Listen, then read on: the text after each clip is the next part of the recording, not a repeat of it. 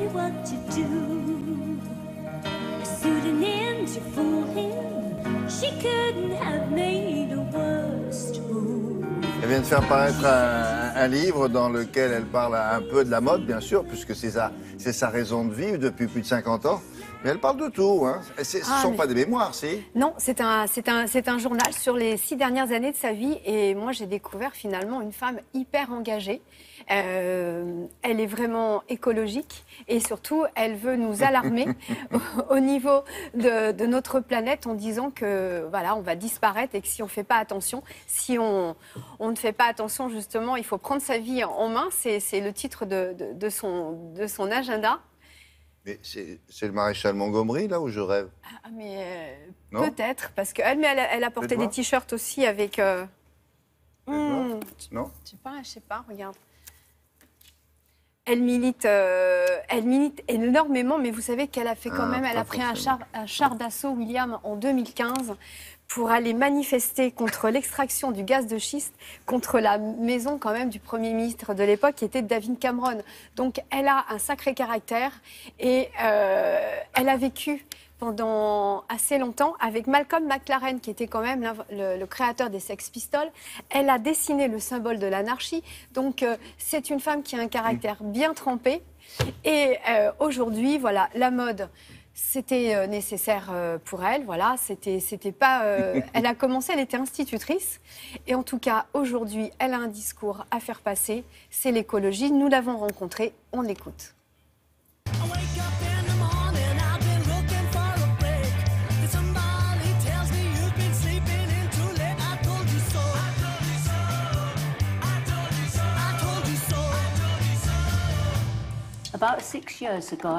Il y a environ 6 ans, j'ai lu l'article d'un scientifique très célèbre, James Lovelock, dans lequel il prédisait qu'il ne resterait plus qu'1 milliard d'habitants sur la planète d'ici la fin du siècle, à cause du changement climatique. Cela m'a bouleversée, car je n'avais pas conscience de l'urgence de ce problème. J'ai donc décidé d'écrire un journal dans lequel j'allais expliquer ce qui est important pour moi, des expositions que je vais voir et tout un tas de choses, afin de permettre aux lecteurs d'avoir une vision plus large et que les gens prennent du recul par rapport aux informations qu'ils reçoivent et construisent leur propre sens critique.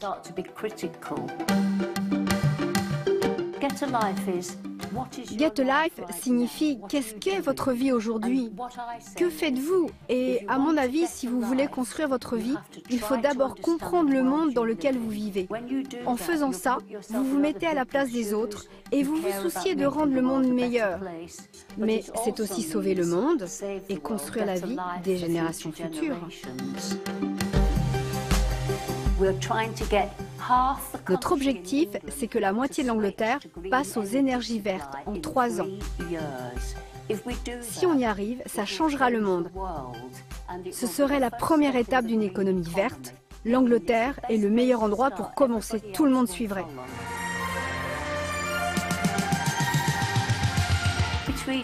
Dans le livre, j'ai inséré de la mode pour pouvoir se soulager l'esprit de toute cette pression donnée par mon activisme. Je l'ai aussi fait pour que les gens puissent se mettre dans la peau d'un créateur de mode. Il ne suffit pas d'avoir une idée pour qu'elle se concrétise comme par magie.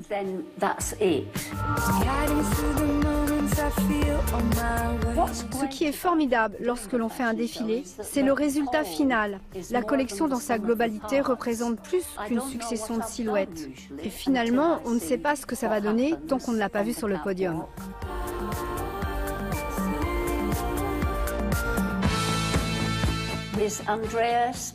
Avec mon mari Andreas, nous avons longtemps travaillé ensemble. Aujourd'hui, il a sa propre ligne et le défilé à Paris était celui d'Andreas. Il s'est beaucoup inspiré de l'Autriche et de ses habitants très cultivés, très élégants.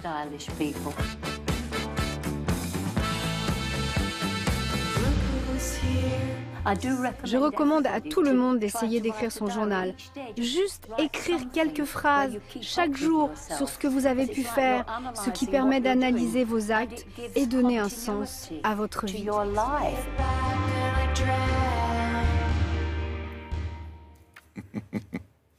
Alors, Alors, oui, je cherchais qui était ce monsieur sur le t-shirt, là. Alors, c'est Bradley Manning. Il faut lire le bouquin, elle vous expliquera. Voilà, le militaire américain qui a donné pas mal d'informations. En tout cas, le livre sort demain, voilà, 19,95 € aux éditions Larousse. Et moi, j'aime bien son slogan. Aujourd'hui, elle dit achetez moins, choisissez bien et faites que ça dure. C'est assez incroyable quand même pour une créatrice de mode. Donc, j'espère qu'on va l'écouter et surtout, on va lire son journal intime. Isabelle.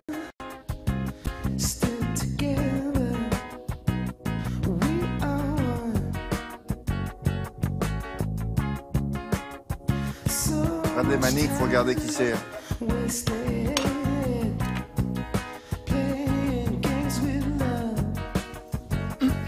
Me voilà le petit fruit miracle. Oui. On le connaît depuis longtemps ou oui, ça existe depuis très très longtemps. Mais ça s'appelle comment, alors ça s'appelle le fruit miracle, ils l'appellent comme ça.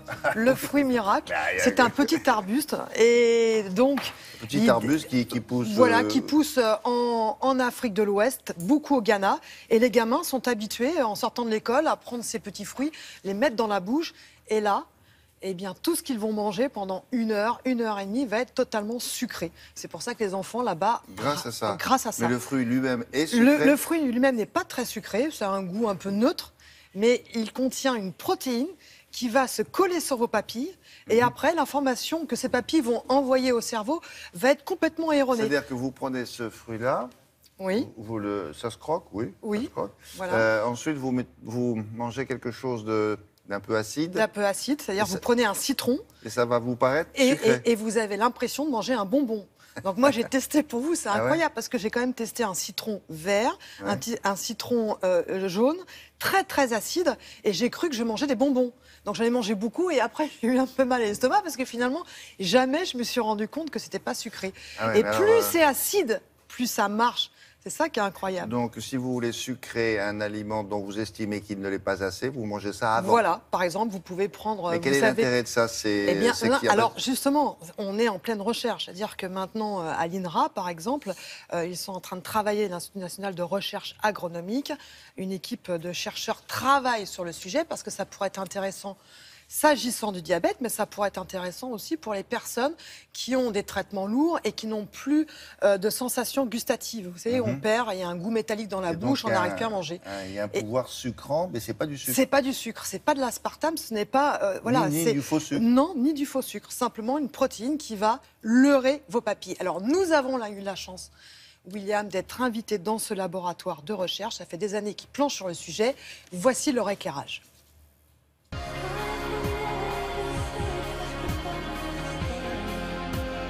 Bonjour. Bonjour Christelle. Merci de m'accueillir à l'INRA. Alors vous êtes prêt à me faire tester une expérience sensorielle incroyable, c'est ça? Suivez-moi, vous allez voir. On y va, je suis impatiente. Allez. Ce que je vous propose Christelle, c'est de croquer cette pastille. D'accord. Ensuite, vous allez goûter à un fruit acide et vous allez me dire ce que vous percevez. D'accord, je teste. Merci. Allez.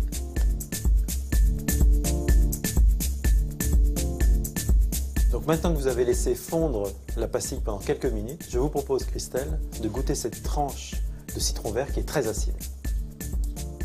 J'ai l'impression de manger un bonbon sucré. Incroyable. Là, vous venez de tester l'effet de la pastille qui contient le fruit miracle. Et maintenant, je vais vous montrer comment ça fonctionne. Alors, on y va. Allez. Il existe un fruit qu'on appelle le fruit miracle, vous pouvez le voir ici, que l'on trouve en fait sur un arbre qui pousse en Afrique de l'Ouest. Et ce fruit, lorsqu'on le mange, il a la capacité de modifier le goût. Cette miraculine a le pouvoir exceptionnel de se stocker sur notre récepteur au goût sucré, sans pour autant être capable de l'activer.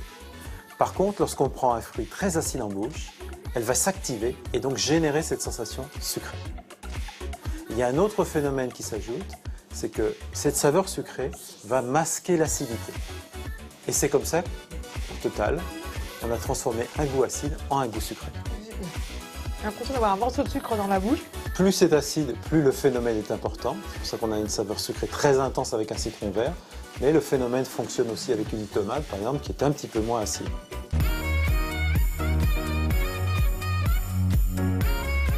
L'effet de la miraculine dure environ 20 minutes. Et jusqu'à maintenant, il n'y a pas d'effet négatif qui est connu.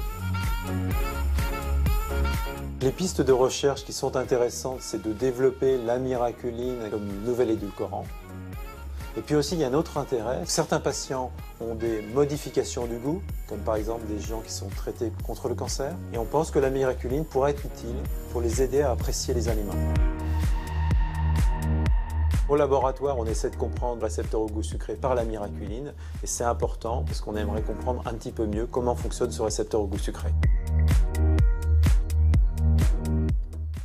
Alors, comme on appelle ça le fruit miracle, du coup, la substance en question dont vous parlez, ils l'ont appelée la miraculine. La miraculine, oui. Un petit miracle dans la bouche. On a eu la chance parce que, en fait, les Guadeloupéens ont commencé à produire le fruit miracle. Donc, on a eu la chance d'avoir de la Guadeloupe un envoi et on les remercie parce que c'est. Quand on prend une tasse de café, vous mettez. Alors, attends, on met pas de sucre, on met pas de faux sucre.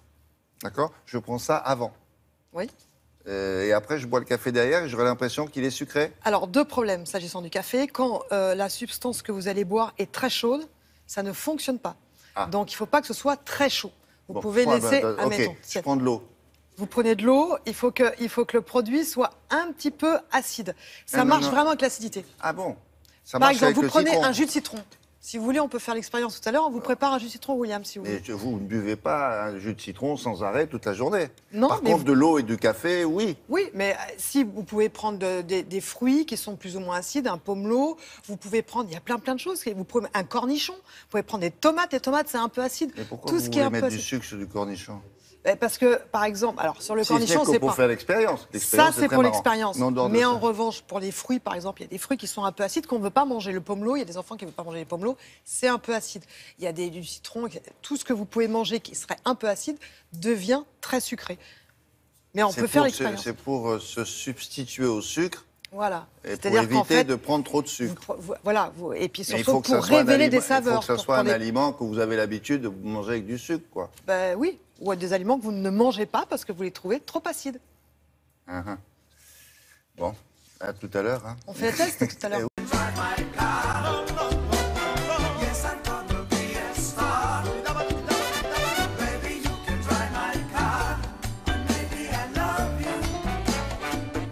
Alors, voiture de rêve, voiture de légende, voiture d'occasion. Voiture ancienne. Oui, voiture ancienne.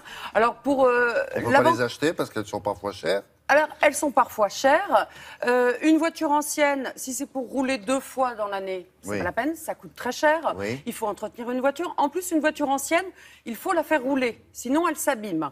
Donc ça ne sert à rien d'acheter une voiture de rouler 2 fois dans l'année, et puis en plus financièrement, comme vous le disiez, ce n'est pas évident. Alors là, les propriétaires, l'avantage pour eux, c'est d'amortir le coût de la voiture, l'entretien, de faire rouler cette voiture. Et puis il y a encore une autre donnée que l'on n'a pas quand on loue une Clio ou une 208, c'est faire partager une passion. On sent que le propriétaire est passionné de sa voiture et celui qui va le louer est aussi passionné de ce modèle-là. On a oublié de dire que c'est le propriétaire qui vous la loue. C'est une location entre particuliers. Ah oui, voilà. D'accord.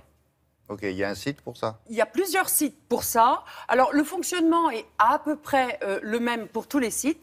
Alors, location d'une voiture ancienne, mode d'emploi.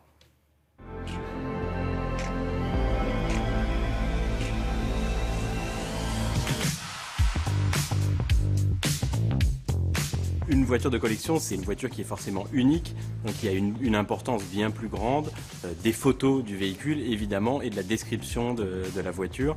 On voit souvent pour des 2 chevaux par exemple qu'elles sont décorées pour un mariage, pour donner un peu des idées aux locataires. Il y a plus de 800 000 voitures de collection en tout en France. Nous, on arrive surtout à toucher les passionnés qui sont ouverts, soit côté propriétaire, soit côté locataire, à cette économie du partage. J'ai une voiture, je ne vais pas en subir tout seul les frais et je vais pouvoir la louer à quelqu'un. Et je n'ai pas de voiture, ce n'est pas pour ça que je n'aurai pas accès à ce plaisir de passionné. Ils aiment les voitures qui font un bruit sympa, c'est pas forcément pour aller vite, mais c'est des gens qui savent qu'aujourd'hui, par rapport à toutes les contraintes réglementaires sur la route qui existent, on peut se faire plaisir en restant en limite de vitesse avec une voiture plus ancienne.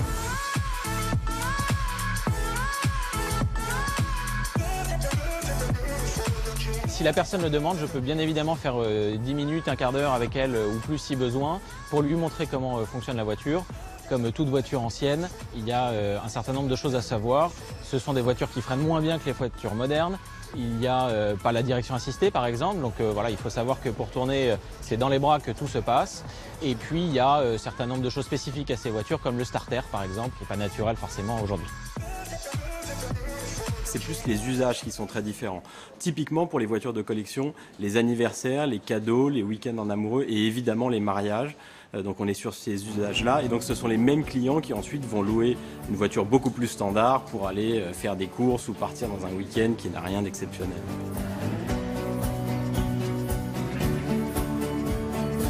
Ce qu'on demande en tout cas aux propriétaires, c'est de décrire fidèlement sa voiture.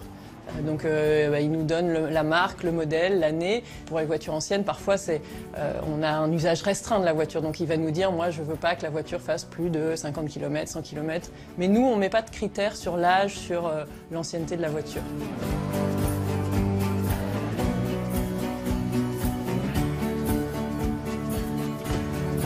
On trouve des modèles qui sont des voitures plaisir, à la fois des belles italiennes, des belles anglaises, des chouettes allemandes et aussi des voitures un peu plus populaires comme des voitures françaises. Déjà, il y a un aspect plaisir, le fait de partager une passion autour de la voiture ancienne, de rencontrer des gens. L'aspect financier qui est important puisque en fait, une voiture ancienne coûte relativement cher à l'entretien, donc ça leur permet de maintenir et de gagner un peu d'argent pour maintenir leur voiture. Et puis le dernier point, c'est que les voitures anciennes roulent assez peu, elles dorment souvent dans des garages. C'est quand même mieux qu'elles roulent régulièrement un petit peu. Donc c'est aussi pour continuer à l'entretenir et la faire rouler. Non, mais il y a des vraies, il y a des très belles voitures. Très belles voitures, là. Donc évidemment, les prix Parce sont que la différents. Aussi, bon, c'est sympa. Oui, c'est sympa. C'est pas facile, hein. Non, ça non, bien sûr, mais la très Ford bien Mustang, la Ferrari, là, alors là, attention, c'est autre chose, là. Oui, oui. C'est Bon. ça qui est intéressant, c'est que le choix est très large. Vous regardez sur notre site, vous aurez tous les prix, bien sûr, qui correspondent. Merci beaucoup, Anne-Christine. À plus tard. Avant cela, on va se pencher sur l'actualité hors de nos frontières. On va prendre la direction de Jérusalem. Nous attend notre correspondant permanent dans la région, c'est-à-dire Franck Genozo. On va vous parler de politique et de tourisme à travers la création d'un hôtel.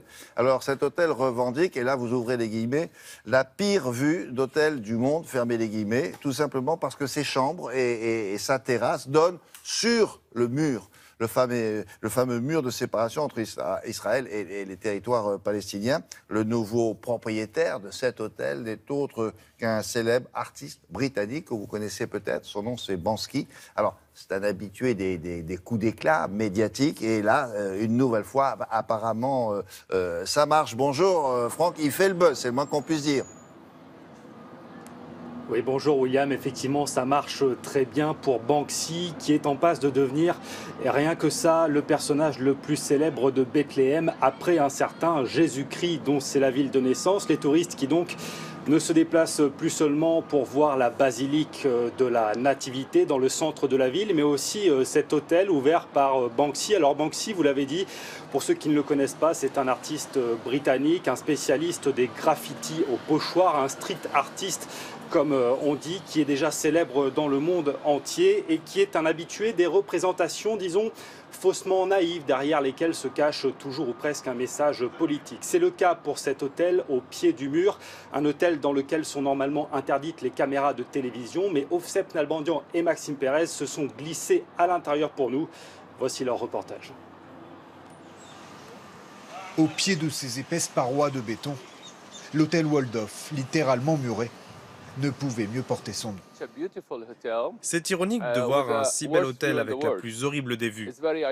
Mais c'est aussi ce qui fait son charme et ce qui le rend spécial. Plus qu'une attraction insolite, un pied de nez à une réalité kafkaïenne qu'a voulu l'artiste britannique Banksy. Sa patte déjantée se retrouve à l'intérieur de ce petit établissement qui n'abrite que 9 chambres. Derrière une atmosphère cosy, la décoration se veut le reflet de ce qu'évoque pour les Palestiniens le conflit avec Israël. Une allégorie de la guerre et de l'intifada que l'on retrouve dans le moindre objet exposé, à l'image de ce buste enveloppé d'un nuage de gaz lacrymogène. Les voyageurs de passage n'y sont pas indifférents. C'est assez impressionnant toutes ces images. J'aime cet endroit et le message qui est véhiculé. C'est bien plus qu'un hôtel. 15 ans, que Bethléem vit dans l'ombre d'un mur érigé par Israël pour se protéger d'attentats. Photographier l'édifice s'apparente à un must pour les nombreux touristes qui visitent cette ville, berceau du christianisme, devenue un symbole de l'occupation. Ces rouages sont dénoncés dans cette arrière-salle de l'hôtel, un petit musée aux allures de mausolée du conflit israélo-palestinien. Toujours avec un inimitable sens de la dérision, l'artiste Banksy parvient à toucher le public. C'est bouleversant. Ça fait mal au cœur. Ouvert début mars, l'hôtel s'est déjà fait mondialement connaître et affiche complet jusqu'à l'été. Alors, ce qu'il faut savoir, c'est que ce n'est pas la première fois que cet artiste choisit la région pour s'exprimer. On a quelques images, d'ailleurs, Franck, on va les montrer rapidement, là, de ce qu'il a déjà fait. Voilà ce que c'est Banksy. Vous voyez, c'est ce qu'il fait au pochoir, comme ça, sur les murs de Jérusalem. Donc, on peut considérer que c'est, si vous nous permettez l'expression, un récidiviste, là, dans la région. Voilà, c'est ça. Et d'ailleurs, il prépare une exposition à Herzliya. Ça se situe sur la côte israélienne. Il avait déjà peint, vous l'avez dit, sur le mur de séparation entre Israël et les territoires palestiniens. C'était déjà à Bethléem il y a quelques années. Et certaines des œuvres que vous avez montrées, William, sont depuis devenues absolument célèbres dans le monde entier. Et puis, on le sait moins, mais il s'était également rendu à Gaza. C'était en 2015, un an après la dernière intervention militaire israélienne contre le Hamas. Et il avait peint 3 œuvres dans les ruines de certains bâtiments. Et l'une de ces œuvres a eu un destin rocambolesque. Il s'agit d'un penseur façon Rodin qui avait été peint sur la porte d'une maison détruite. Eh bien, ce penseur, cette peinture, ce graffiti a été vendu par le propriétaire de cette maison. Tenez-vous bien, moins de 200 €. Un propriétaire qui ne savait pas que c'était une œuvre de Banksy, qui ne connaissait pas Banksy et qui ne savait donc pas que certaines de ses œuvres se négocient au-delà du million d'euros. Un propriétaire à Gaza qui aujourd'hui, bien évidemment, s'en mord les doigts. Oui, je m'en doute. Merci beaucoup, Franck. Merci, à bientôt. Allez, on commence par quelqu'un qu'on connaît. Oui, on commence par un dessin, William. Il est signé 2 lignes et il est à la une de la Nouvelle République. C'est l'histoire d'un type qui rentre chez lui avec une nouvelle télé. Elle est plus longue, elle est plus large, elle est plus grande. Et il explique à sa femme, chérie, j'ai investi afin qu'on puisse voir tous les candidats en même temps. Voilà. Fin de l'histoire et début des questions, parce qu'à 11, ça va être coton, comme on dit. Un débat à 11, c'est du jamais vu. Et il se pourrait bien que cette première soit aussi une dernière. Raison de plus pour les petits candidats dont c'est le jour de gloire, comme le titre Le Figaro, de tenter le tout pour le tout. Alors à cette élection de toutes les situations inédites, il fallait un débat inédit, direz-vous par ailleurs dans l'opinion, dont le dessinateur fait une fois de plus merveille. CAC met en scène les animatrices du débat qui peinent à s'y retrouver parmi les schtroumpfs candidats, dont certains devraient retrouver dès après l'élection leur anonymat. Alors, ah non, moi c'est Asselineau, Cheminade c'est lui, pas du tout, je suis Benoît Hamon, etc., etc. Au premier plan, on reconnaît de gauche à droite le schtroumpf jeune, le schtroumpf à sourcils, la schtroumpf blonde et le schtroumpf énervé. Ce sont ceux qui sont en tête des sondages. Et je ne suis pas sûr qu'ils aient beaucoup de choses à dire avec aux petits candidats. Dans son édito, d'ailleurs, Paul-Henri Dulimbert en doute un peu. Il craint qu'à la fin du débat, on en vienne à se demander s'il était bien utile de veiller au-delà de minuit pour écouter une communiste Canal historique, Nathalie Arthaud, plaider 100 ans après la Révolution d'octobre, je le cite, pour l'appropriation collective des moyens de production, ou bien Jacques Cheminade nous précisait la façon dont lui, président, on coloniserait la planète Mars. Alors cela dit, quels que soient les discours des candidats, il leur faudra ne pas traîner 3h30 de débat, ça nous fait 210 minutes, dont je retranche les questions et les génériques de début et de fin. Je divise ce qui reste par 11 et j'obtiens 17 minutes par candidat. 17 minutes pour convaincre son voisin. Et quand on voit ce que le tirage au sort a réservé à certains, on se marre par avance. Regardez, Nathalie Arthaud sera à côté de Marine Le Pen. Jacques Cheminade voisinera avec Benoît Hamon. Philippe Potou sera tout près d'eux, Emmanuel Macron. Et François Fillon et Jean-Luc Mélenchon seront côte à côte. Quelque chose me dit qu'il peut se passer tout et n'importe quoi à n'importe quel moment dans ce débat, par ailleurs ultra millimétré. Chaque candidat a en effet pu convier 12 proches dans le public. Les téléphones portables seront interdits sur le plateau. Les loges sommaires sont de taille identique pour tout le monde et contiennent un même mobilier, c'est-à-dire un bureau de maquillage, un miroir, 4 chaises, une table basse et un canapé. Et entre chaque pupitre, il y aura très exactement 87 cm et 5 mm. Ils ont à boire dans les loges un peu d'eau, des cacahuètes. J'imagine, quand même. Et puis ils ont à boire et à manger. Ils viennent avec leur manger. Voilà, c'est l'auberge espagnole. Avec leur petite gourde. Alors, les favoris ont tout à perdre, hein, car s'ils n'ont pas grand-chose à dire aux petits candidats, il se pourrait bien que les petits candidats, eux, aient des choses à leur dire. Ce qu'on peut craindre dans ce genre de soirée, ce n'est pas tant que Jean Lassalle se mette à chanter, comme il le fit jadis à l'Assemblée nationale, mais qu'il y ait agression. Et les organisateurs du débat n'en sont que trop conscients. Ils expliquent donc dans le Parisien ce matin qu'ils ont sensibilisé les équipes des candidats au fait que les Français jugeraient aussi les candidats sur leur courtoisie. On verra s'ils ont été entendus. Pour le Figaro, en tout cas, tout cela est la preuve qu'il faudrait s'interroger sur les règles qui régissent la présidentielle. Comment se fait-il qu'Henri Guénaud, demande le Figaro, n'ait pu recueillir que 33 signatures de maires, alors que Nathalie Arthaud en a obtenu 637, soit 10 de plus que Marine Le Pen, dont le parti est devenu le premier de France. Il faudrait imaginer un autre système que celui des parrainages d'élus. Explique-t-on ce matin dans le Figaro. Si ce débat a un mérite, c'est d'en avoir ouvert un autre, utile éventuellement pour l'avenir.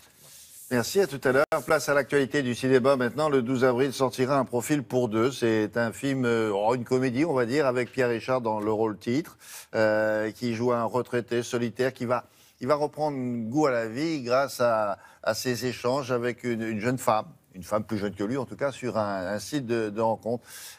Sauf que, voilà, tout se gâte lorsque cette dernière lui propose un vrai rendez-vous. Car sur son profil, il a mis la photo d'un jeune homme. Ça arrive parfois. Charlotte Bouteloup a rencontré le jeune homme. Bonjour Pierre. Bonjour. 12-7, cherche un compagnon de vie, aimant les enfants. C'est diabolique votre truc, hein. Caroline, 35 ans. Ce qui m'embête le plus, c'est pour le rendez-vous de demain. Vous avez rendez-vous? Alors, Stéphane Roblin, le réalisateur, il a écrit le film pour vous, ça. Ouais. C'est vrai que d'abord, j'ai lu le scénar et j'ai fait... c'est drôle. Et à partir du moment où les situations sont savoureuses et les dialogues adéquats, je me suis dit que j'aurais du plaisir. Et un film qui parle d'amour aussi. Un film qui parle d'amour et quand un type de mon âge peut encore espérer, ouais. Et quand tombe amoureux, même si là la situation est beaucoup plus compliquée pour lui que ce qu'il avait 20 ans, mais c'est vrai que c'est un film d'espoir. Juste pour le premier rendez-vous, que je sache ce qu'elle pense de moi. J'ai tout de suite aimé ta façon d'écrire, de... Vous vous rendez compte de ce que vous me demandez? Juste de me remplacer l'espace d'une soirée. Yanis Lesper, ce jeune acteur, il a dit avoir beaucoup répété en amont avec vous. On a répété. Beaucoup répété. Non. Et je pense pas d'avoir que c'est une chose bien de beaucoup répéter dans des films. Ça dépend peut-être des films. Hein. Parce que ce qui est intéressant quand on joue la comédie avec un acteur, en l'occurrence Yanis ou qui que ce soit, c'est la surprise qu'il peut vous apporter. Et la surprise qu'il vous apporte peut vous apporter, vous, à votre tour, quelque chose de différent que si vous avez tout cadenassé en répétant. Moi, je me souviens, j'avais tourné avec Michel Serrault. J'ai adoré, parce que Michel Serrault ne jouait jamais la même chose sur une prise. Du coup, moi aussi, je me mets amusé. Je dis, tu joues à ça. Moi aussi, je vais jouer à ça. C'est pas on la refait, c'est on en fait une autre. On la refait, on en refait une autre. On la fait différemment. Et si on répète trop, on la refait, on la refait, on la refait. C'est pas ce qui était convenu. Pour qui je passe, moi, maintenant, à coucher comme ça, le premier soir? Putain, me fait peur. C'est en mon nom, vous l'écrivez. C'est plutôt vous qui pesez en mon nom. La production française va bien, il y a 15 ou 17 films qui sortent chaque semaine, mais est-ce qu'après tout, c'est une bonne chose? Parce que du coup, les films ont très peu d'espace et de temps pour rester à l'affiche. Moi, quand j'ai fait Le Distrait, j'étais absolument pas connu, et j'ai joué au Concorde, qui était la seule salle de... C'était pas une multisalle. Donc, moi, le premier jour, il y a eu personne, ou pas beaucoup, et je faisais un peu la gueule. Le jeudi, pas terrible. Et puis moi, le vendredi, j'osais même plus descendre les Champs-Élysées.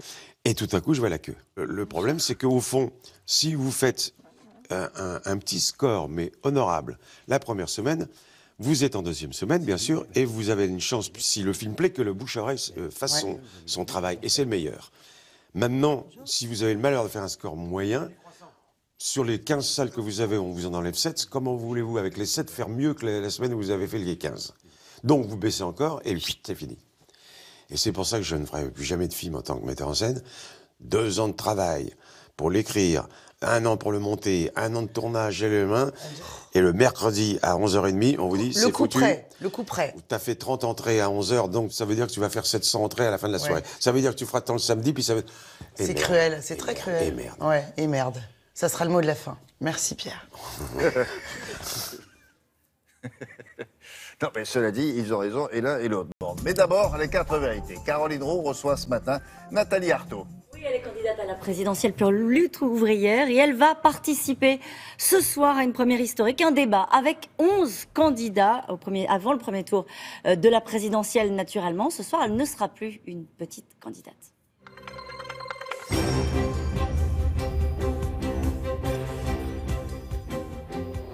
Bonjour Nathalie Arthaud. Bonjour. Je le disais, ce soir, vous voulez démontrer que vous n'êtes pas une petite candidate. C'est ça qui va se jouer pour vous ?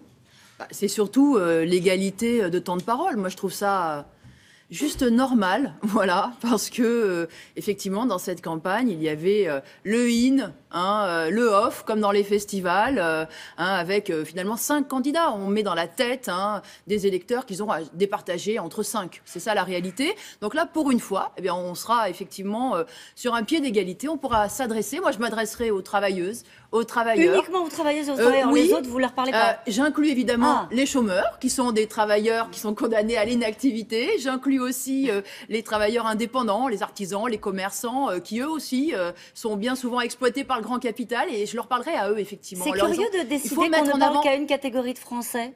Oui, mais parce que je pense que dans cette société, il y a une véritable guerre qui est menée par une minorité capitaliste qui concentre les capitaux et qui prospère en imposant les licenciements, les fermetures d'usines, l'aggravation des cadences, l'augmentation du temps de travail, l'aggravation de l'exploitation. Et moi, c'est effectivement le camp des travailleurs que je veux mettre en avant, dont je veux mettre en avant les intérêts et surtout la conscience d'avoir à se battre. Donc si on est, je ne sais pas moi, une salariée, femme seule, mais qui gagne plutôt bien sa vie, vous lui conseillez plutôt de zapper lorsqu'elle verra ce soir Nathalie Arthaud, parce que ça ne lui concerne pas. Elle appartient exactement au camp des travailleurs et à qui je dirais, oui, nous avons des droits dans cette société, le droit à un emploi, un salaire correct, un minimum de 1 800 € net par mois, et le droit même d'imposer la transparence sur les comptabilités des entreprises, parce qu'en réalité, le grand patronat a érigé le mensonge en art de gouverner. Et il faudrait qu'on aille voir où est l'argent, où il va. Donc ça veut dire que vous serez dans votre couloir, peu importe ce que vont dire les autres candidats. Vous allez parler aux travailleurs, point. Vous concevez cette soirée-là comme un débat ou comme un discours de 17 minutes de Nathalie Arthaud? Mais écoutez, d'abord, ça sera quelque chose d'exceptionnel, un discours de 17 minutes de Nathalie Arthaud, parce que vous savez que c'est... D'habitude, vous faites plus long? C'est très très rare, c'est très très rare, figurez-vous. En général, j'ai droit à quelques petites miettes d'interview par-ci par-là, jamais à une émission politique. Alors si déjà ça pouvait être ça serait parfait, voyez-vous. Et non, mais simplement, je compte absolument m'adresser aux travailleuses, aux travailleurs, en leur disant surtout ne vous laissez pas abuser par les beaux parleurs, parce que là on va avoir effectivement des comédiens professionnels. Vous pensez à qui? Qui sont les comédiens professionnels? Les cinq qui effectivement monopolisent aujourd'hui la parole dans cette élection. Ce sont des beaux parleurs. Ils vont avoir un mot pour les femmes, pour les chômeurs, pour les retraités, pour les jeunes. Ils vont avoir leurs petites mesures, etc. pour appâter les lecteurs. Mais moi je dis à ceux qui nous écoutent qu'ils ne feront rien. Une fois arrivés au pouvoir, qu'est-ce qu'ils feront? Ils dérouleront le tapis rouge à la minorité possédante, comme toujours, parce qu'ils n'imaginent pas d'autres politiques. Voilà, tout simplement. Donc ne vous laissez pas abuser par cela et ne marchez pas dans le jeu de croire qu'il faut départager l'un ou l'autre pour être président de la République. Parce que, bon? Oui. Parce que ça veut dire choisir celui qui va encore attaquer les retraites, attaquer les conditions de travail et de vie. Donc il faut faire un vote pour affirmer ses intérêts de classe, ses intérêts de base, un emploi, un salaire, le droit de se faire soigner, de se loger. Vous êtes formidable parce qu'au fond, vous avez déjà raconté la soirée de ce soir. On n'a même pas besoin de regarder. Jacques Cheminade lit de la poésie, lui, pour se préparer. Est-ce qu'on se prépare à un débat comme celui-ci? Je sais que ce n'est pas votre première présidentielle, mais c'est votre premier débat présidentiel. Est-ce que vous êtes préparé? Bien sûr, on se prépare parce qu'il faut... vous dites 17 minutes, mais en fait, c'est peu par rapport à tout ce que j'ai à dire, comme vous pouvez le constater. Oui. Donc, il faut effectivement sélectionner, choisir, s'y préparer, bien sûr. Comment vous vous y êtes préparé? C'était la question. Parce qu'en fait, votre discours, pour être très clair, ça fait donc déjà lors de la dernière présidentielle, il n'y a pas beaucoup de divergences, de différences par rapport au discours que vous portez à Lutte ouvrière depuis que Lutte ouvrière existe. Donc est-ce qu'il y a besoin de se préparer pour un exercice comme celui-ci quand on est autant, comme on l'entend depuis le début de l'interview, dans son couloir, c'est-à-dire avec un message qui est toujours le même, travailleuse, travailleur? Vous avez raison de le souligner et j'en suis très fière. Et je suis très fière de mettre mes pas dans ceux d'Arlette Laguiller parce qu'effectivement, nous n'avons jamais retourné notre veste. Et quand on regarde toutes les girouettes qui se présentent et qui justement s'orientent en fonction, comme si c'était un marché électoral, vous voyez, voilà, alors la petite mesure qui va bien du moment, il y a une petite mode, on essaye de surfer dessus, il y a des préjugés qui montent parce que c'est la crise. Eh bien, on fait de la démagogie. Chez les autres, il n'y a pas de conviction. Eh bien, il y a beaucoup d'électoralisme, il y a beaucoup de démagogie. Eh bien, moi, je dis aux travailleurs, oui, le chômage de masse, ça reste le fléau. Les bas salaires, c'est insupportable. Quand on voit les profits, quand on voit les rémunérations, les PDG à 300, 400 fois le SMIC, quand on voit effectivement les grandes fortunes qui s'amassent à un pôle de la société, on ne doit pas accepter le sort qui est fait aujourd'hui au monde du travail. Nathalie Arthaud, il n'y a pas de conviction chez ces 5-là? Jean-Luc Mélenchon, qui défend la France insoumise, il est d'ailleurs porté par une dynamique. Vous nous direz si vous pensez que c'est une mode ou si ça va au-delà de ça. Il n'a pas de conviction? Mais ça, c'est pas mon problème, ils peuvent être sincères. Ah si, c'est vous qui dites, qui êtes en train de nous expliquer que c'est de l'électoralisme. Ce que je dis, c'est que celui qui prétend améliorer le sort des travailleurs sans vouloir faire payer le grand patronat, sans vouloir empiéter sur son pouvoir, eh bien, effectivement, se vouera à renier ses promesses. Parce que la réalité, c'est celle-là. Depuis Mitterrand, Jospin, Hollande, c'est ce que l'on a vu. Donc, pas de promesses. Mais il faut que la conscience d'avoir à se battre pour nos intérêts. Et la première des choses, c'est de les exprimer collectivement, nos intérêts, pour montrer qu'il y a des femmes et des hommes qui ne se résignent pas. Qu'est-ce que vous aimeriez que les gens qui vont vous regarder ce soir retiennent de vous? Eh bien, justement, cette fidélité au camp des travailleurs et cette volonté de ne pas se laisser faire. Dans cette société capitaliste où il n'y en a que pour les plus riches. Il y a quelques sujets qui ont été oubliés dans cette campagne, alors j'essaie de vous en parler ce matin. STX notamment, l'État envisagerait une nationalisation temporaire des chantiers navals avant de revendre la majorité du capital à des investisseurs jugés plus satisfaisants que le concurrent italien, seul repreneur pour l'instant déclaré. Une nationalisation temporaire, c'est une bonne fin de quinquennat pour ce gouvernement? Oui, alors moi je ne crois pas une seconde. Vous avez fait le coup pour Florange, je vous rappelle, Florange c'est fermé, ArcelorMittal à Florange. Donc moi j'y crois pas une seconde, mais voyez, cela souligne un aspect que je dénonce aussi, c'est que les travailleurs ce sont des pions qui sont vendus, qui passent d'un patron à un autre, et cette société capitaliste c'est exactement comme cela qu'elle considère les travailleurs, les femmes et les hommes qui doivent se battre tous les jours pour gagner leur vie. Un autre sujet oublié de la campagne, la CFDT, alors ça c'est intéressant, est devenu le premier syndicat au niveau national dans le secteur privé devant la CGT. C'est passé un petit peu comme ça à la trappe, c'est un sujet qui est important pour les mois à venir parce que c'est un syndicat réformiste qui est aujourd'hui majoritaire dans le privé en France. Comment est-ce que la CGT en est arrivée là?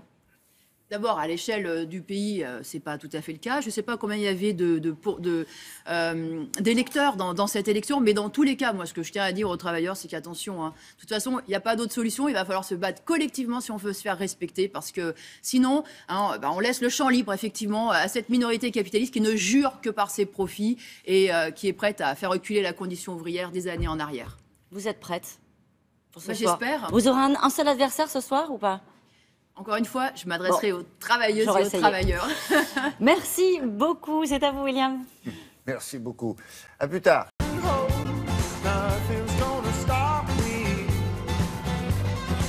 Avec Loïc Ballet, le triporteur de Télématin, nous allons rendre hommage à une grande figure de la gastronomie française. C'est Auguste Escoffier, on l'appelait, je vous le disais tout à l'heure, le roi des cuisiniers, mais le cuisinier des rois, parce qu'il se baladait dans le monde entier et il était très, très demandé. Et qui lui rend hommage? Eh bien, vous allez voir, c'est marqué sur le bouquin. C'est Christian Constant, le chef historique, et celui qui fut un de ses élèves et qui vole de ses propres ailes depuis déjà pas mal d'années, c'est Yves Candeborde. Ils ont décidé de revisiter. Alors là, ce qui est intéressant, me semble-t-il, et vous allez me le confirmer, c'est qu'ils ont été voir des recettes, mais ils ont choisi pour vous aujourd'hui quasiment la plus simple, autrement dit la plus compliquée. Faire simple, c'est très difficile. Ah bah oui, et c'est l'idée en fait, c'est qu'en reprenant les recettes d'Auguste Escoffier, qui déjà au 19e avait revisité et allégé la cuisine française. Oui. Quand on regarde une recette d'Escoffier, il y a au moins une quinzaine, une vingtaine d'ingrédients, puis des choses un peu compliquées. Donc justement, Christian Constant et Yves Candeborde, ils se sont dit, c'est quand même presque un maître spirituel, il faut se dire, Auguste Escoffier pour les chefs d'aujourd'hui, parce que c'est celui qui a inventé la cuisine d'aujourd'hui, qui a organisé la brigade, c'est-à-dire que les cuisines sont organisées en brigade. C'est lui qui, déjà au 19e, s'est dit, la gastronomie est un moyen de faire venir le touriste. Donc il va créer le carnet des piqûres, qui est une revue pour attirer les touristes en France. Il crée le menu avec un tarif unique. Enfin, il crée des choses incroyables. Il crée la crêpe Suzette, la pêche Melba. C'est Auguste Escoffier. Donc c'est ça qui est incroyable. Et c'est vrai que quand Christian Constant nous en parle, il est assez ému parce qu'il disait que quand il était apprenti, il lisait des recettes d'Auguste Escoffier. Voilà. C'est la Bible. Hein. C'est la Bible, c'est la Bible. Donc là, ils se sont intéressés, on a revisité l'omelette. Après tout, l'omelette. Attention, hein. Mais attention. Oui, parce que beaucoup disaient ça. C'est le plus dur. Ah oui, c'est ce qu'il y a de plus C'est le plus dur parce qu'il faut qu'elle soit baveuse légèrement. Ouais. Alors forcément, nos deux amis sont du Sud-Ouest, ils se sont dit on va y mettre un petit peu de truffe parce que c'est le produit local là-bas, ça pousse de partout dans le Sud-Ouest. Voilà. Regardez comme elle est belle. Qu'est-ce qu'il y a au milieu là? Alors il y a un petit peu de ciboulette, forcément, il y a quelques petites herbes, voilà. Mais ce qui est assez génial, c'est que nous sommes allés dans le quartier Saint-Germain, voilà, au marché Saint-Germain. À côté de l'église Saint-Sulpice. Voilà, exactement. Où là-bas, Yves Cantbord a ouvert un comptoir, un bistrot qui est assez agréable parce que voilà. On y découvre cette culture du Sud-Ouest aussi, voilà, où on mange sur le pouce. C'est fatigant pour vous de pédaler là? Oui, bah là, c'était pas très fatigant parce que c'était pas loin. C'est plat en plus. C'était pas loin, voilà. C'est pour ça. Bah, on y va, regardez.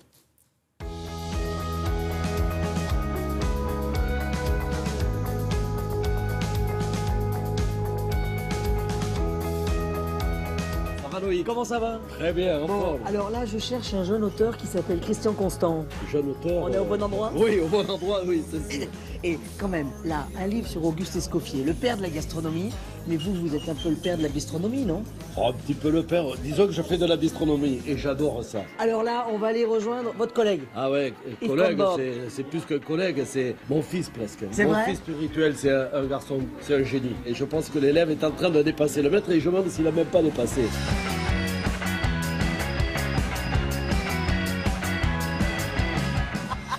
Et stop. C'est l'idée de William, faut se plaindre au patron. William, le frein, il faudra le faire automatique maintenant. Vous vous êtes retrouvés pour faire un bouquin ensemble. Yves m'appelle un jour, il me dit ça serait génial si on reprenait des recettes d'Auguste Escoffier. Bon, M. Constant, et pour moi, c'est quelqu'un de très important parce qu'on a travaillé tous les deux ensemble à l'hôtel Ritz. Et Auguste Escoffier, c'est lui qui avait ouvert l'hôtel Ritz, qui a été le premier chef de cuisine de l'hôtel Ritz. En gros, c'est lui qui crée la brigade aussi, qui organise la cuisine comme elle est aujourd'hui. Il a complètement revu la façon de travailler des cuisiniers. Et après, il a repris toutes les recettes de son époque et il les a réécrites. Et nous, ce qu'on a voulu, c'est déjà reprendre cet écrit et le rendre accessible au grand public. Il y a Auguste Escoffier dans ce qu'on vit à table aujourd'hui? Bien sûr, et heureusement, s'il n'y avait pas Auguste Escoffier, on ne serait plus là. Et vous avez un deux roues, il paraît. J'ai un deux roues, il est là. Voilà, si vous croisez ce vélo-là, c'est que c'est Yves Cantbord dessus.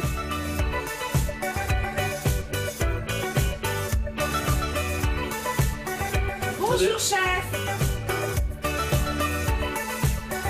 Alors, on prend la recette, quelle page là? 104. 104. On connaît par cœur le livre. Voilà, omelette aux pointes d'asperges. Alors, faire cuire les asperges à l'eau bouillante salée. Ah ouais, mais sur ton triporteur, il n'y a que de gaz. Ouais, puis surtout, non mais là, c'est les premières asperges, elles sont jeunes, on a pris des fines. C'est pas la peine de les cuire. Voilà. On les épluche pas, on ne fait rien, on les jette comme ça dans la poêle. C'est l'idéal. Bien sûr, un peu de fleur de sel, voilà, un petit coup de moulin à poivre. On va y mettre une pointe de piment d'Espelette pour relever, pour lui donner un peu de peps. On prend combien? 2 œufs là? 3? 4? Il va bien falloir donner le petit tour de main homogène. L'œuf il va se mélanger avec le blanc. Allez, je vous la laisse faire. Allez. Alors là, attention là. Vous avez été champion d'omelette, non? Oui, j'étais champion d'omelette. C'est grâce à l'omelette j'ai été en finale du meilleur pâtissier de France. Le terme technique de la cuisson de l'omelette, il faut que ça baveuse. Voilà. Baveuse. Et baveuse, mais juste ce qu'il faut, quoi. Je tape un petit peu de la queue dans la poêle pour remonter l'omelette. Mais vous savez bien qu'une recette de cuisine est faite pour qu'on se l'approprie. Auguste Escoffier, il serait fier de cette omelette ou pas là? Je pense que s'il la voit de là-haut, il se dit, tu sais, ces petits cons. tape sur la queue de la poêle, comme ça, tout doucement. Ah oui, mais ça, c'est la technique pour l'omelette. Il faut taper comme ça sur le manche. Voilà. Ouais, et en même temps, pour espérer qu'elle saute et elle se retourne. Et voilà, bah oui. Comme une crêpe. Et hop, là, tout doucement. Et attention, il faut qu'elle soit baveuse. Il faut pas faut pas s'endormir dessus. Voilà. Bon, en tout cas, on était contents d'être avec eux parce qu'ils ont 2 bistrots incroyables. Et c'est important parce que la bistronomie, ça fait partie aussi de notre culture, la culture parisienne. Voilà. De loin. Donc voilà. Yves Cambord et Christian Constant. Vous aimez manger, tiens, on va rester dans cette note-là. Vous aimez les bons produits, vous rêvez d'avoir un potager, mais c'est bête, vous n'avez pas le jardin qui va avec. Alors comment on fait ?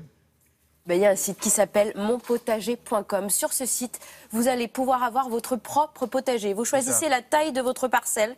Ça va de 15 à 150 mètres carrés. Les légumes que vous voulez cultiver.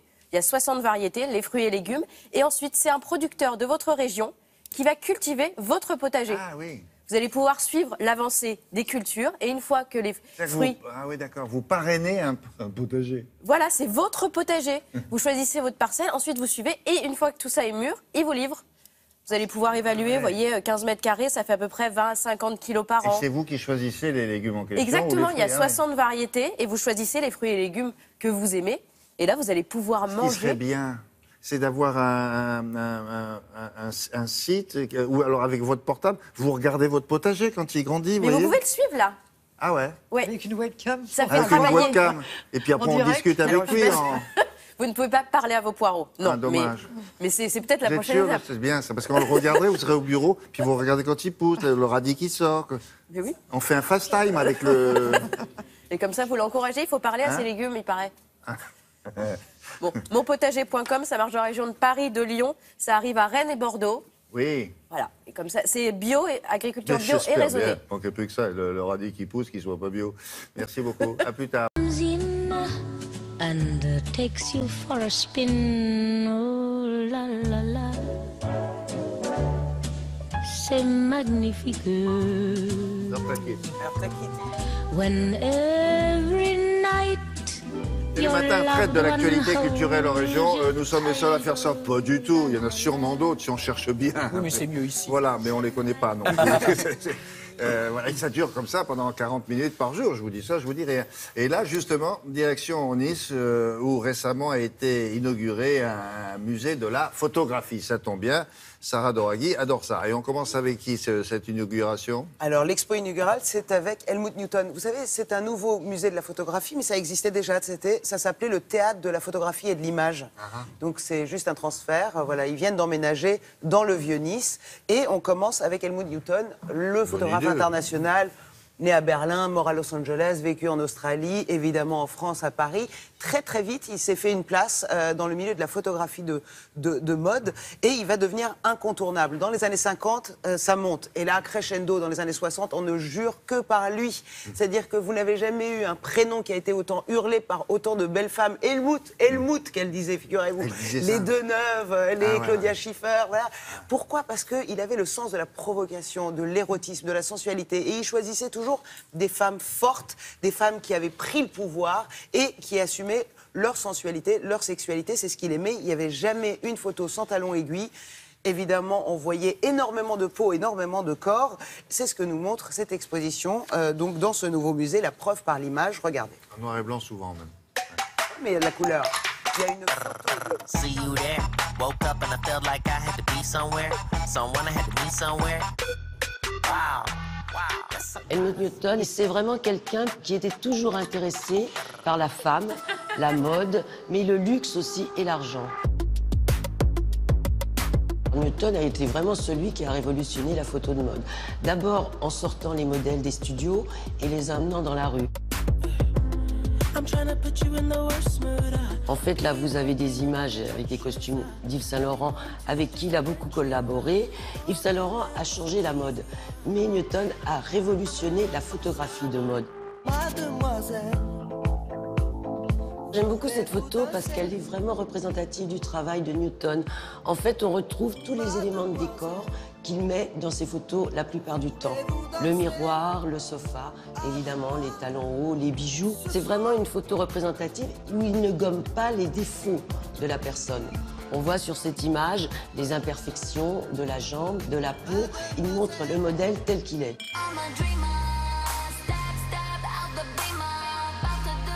Il y a une vraie histoire dans ces photographies. On peut imaginer qu'est-ce qui s'est passé avant, que va-t-il se passer ensuite. Il y a toujours quelque chose dans les regards très durs, très volontaires de ces femmes, dans la façon de se tenir. Cette lumière très crue aussi, ça c'est quand même assez rare en photographie de mode.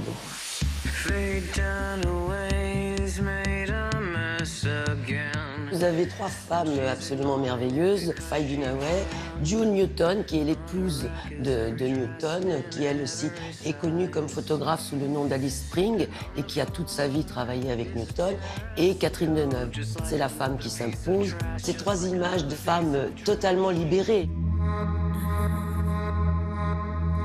Leni Riefenstahl était la cinéaste attitrée d'Hitler. C'est vraiment une photographie sans concession. Les rides, ce regard absolument perçant. On pose la question, qu'est-ce qu'elle peut penser? Là, c'est vraiment la photographie telle qu'il voit la personne. Helmut Newton était un homme charmant, d'après tous les témoignages, joyeux. Il était le symbole d'une époque et il était aussi visionnaire. Parce qu'en fait, ces photographies étaient faites au moment de la libération de la femme et avant même la libération de la femme. Et il est vrai que ces photos qui peuvent paraître aujourd'hui provocantes sont des photographies qui libèrent la femme. Elles étaient toutes là, hein? Elles étaient toutes là. Toutes les plus grandes actrices, mannequins de l'époque. Mais vraiment, c'est une exposition magnifique. Vous avez jusqu'au 26 mai pour vous y rendre. Dans le Vieux-Nice, c'est magnifique. L'endroit est parfait. Le lieu est complètement photogénique, d'ailleurs. Voilà. Merci beaucoup. Allez, au revoir. Allez, bye-bye. À propos de cinéma, mademoiselle Olivia Duweb, avec des choses à dire? Oui, il y a une nouvelle appli qui vous permet d'aller au cinéma à plusieurs. Pourquoi? Pour faire des économies. Les Français vont beaucoup au cinéma, encore plus de 200 millions d'entrées l'année dernière. Seulement, ce qui peut être un frein, c'est le prix. Jusqu'à 12 € la place. Là, l'astuce avec cette nouvelle appli qui s'appelle Cinépool, c'est de se regrouper via l'appli. Hop, vous dites, je vais dans tel cinéma à telle heure. Et vous achetez les carnets, vous savez, de 5 places. Du coup, ça permet de faire 25 à 50% d'économies. Ah bon? C'est bien. Puis Voilà. des amis, Mais on n'a pas un fauteuil pour 4. Non, vous avez un fauteuil chacun. Un fauteuil chacun. Alors après, ça dépend. Il y en a, une fois la place payée, ils se séparent. Et puis d'autres, ils passent la séance ensemble. Et puis ils commentent le film. Voilà, oui. Ça fait un peu site de rencontre aussi. Voilà. Ça permet de faire des rencontres éventuellement. Il y a un site de rencontre spécialisé dans le cinéma, ça s'appelle Cinétime, hein, si vous voulez vraiment faire des rencontres. Enfin, pas que, mais oui, c'est pour partager la séance avec quelqu'un. Que vous ne connaissez pas. Que vous ne connaissez pas. Ah bon. Mais déjà, vous pouvez commenter le film, ça fait une bonne approche de sujet de discussion. Non, mais pas pendant la séance, hein, non, faites non, pas ça. après, parce que sinon après les voisins sont pas contents. Par les forts, non. Merci beaucoup.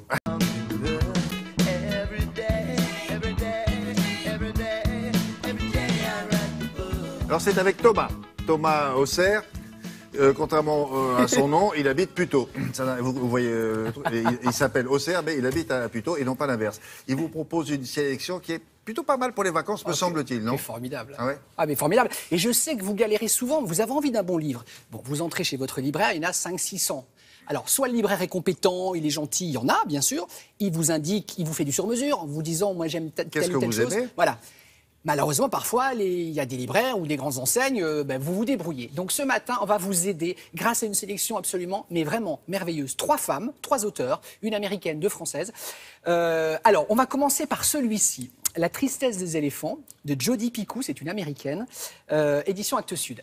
Alors là, William, franchement, celui-ci, le premier là que va vous présenter Thomas, il y a de l'émotion, il y a un suspense énorme, il y a on apprend plein de choses sur le rituel de deuil des éléphants, parce que ça va être en filigrane. J'ignorais totalement que l'éléphant... des éléphants, vous avez déjà Oui, entendu mais parler de ça. l'éléphant, lorsque l'un de ses congénères meurt, il y a tout un rituel, il ressent de la peine, il fabrique une espèce de tombeau, de lit, c'est extraordinaire. Et alors surtout, parfois, les livres...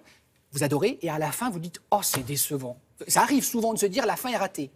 La fin de celui-ci, mais c'est énorme, énormissime. Regardez, c'est parti.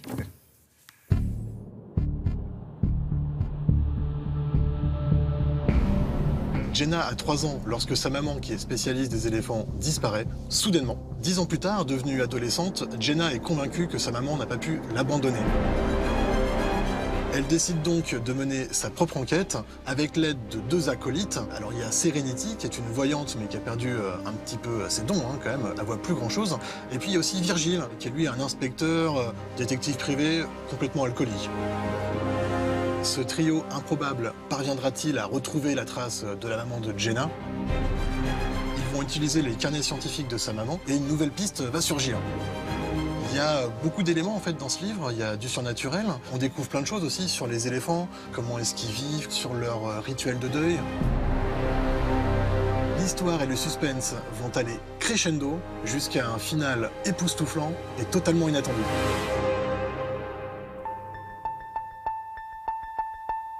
Mon deuxième coup de cœur, un polar captivant, La Daronne d'Anne Lorquer aux éditions Métayer. Notre héroïne a 53 ans, elle est traductrice, donc elle s'occupe d'écouter des conversations téléphoniques entre grands bandits internationaux, des trafiquants, et donc elle les traduit ensuite aux policiers. Un jour, elle intercepte une conversation téléphonique, et sans que ni la police ni les trafiquants ne s'en doutent, elle va récupérer une tonne de cannabis. Ça y est, elle a franchi la ligne jaune, et dans le métier, elle devient celle qu'on va surnommer la daronne. Ce roman est vraiment percutant. Vous allez voir qu'il y a des dialogues drôles, mais aussi très réalistes. On est proche du cynisme, hein, parfois. Pourquoi cette femme a-t-elle basculé? C'est une pépite vraiment noire, un livre que vous allez vous prendre de plein fouet, un livre cash.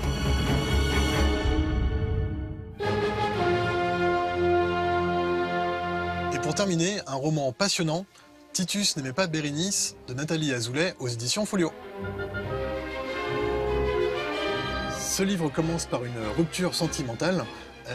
Bérénice vient de se faire quitter par Titus. Il est parti, alors elle, autant vous le dire, vraiment est effondrée.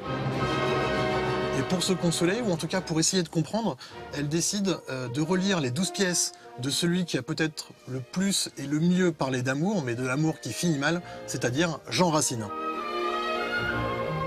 Alors ce qui est fascinant dans ce livre, c'est qu'on va avoir d'incessants va-et-vient entre notre époque actuelle et puis le XVIIe siècle, où on va en fait découvrir la vie de Jean Racine. Un jeune orphelin qui va être aidé dans le métier par Molière, qui l'a introduit à la cour du roi de France, qui va être jalousé par Corneille. C'est un roman foisonnant, intelligent et original qui nous prouve que les tourments de l'amour sont à la fois universels et intemporels.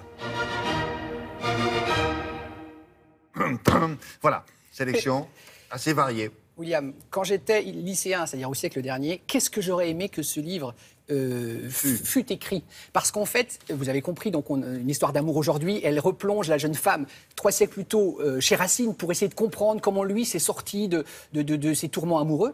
Et en fait, c'est un prétexte pour raconter la vie de Racine avec des va-et-vient contemporains. C'est formidable, c'est très intelligent.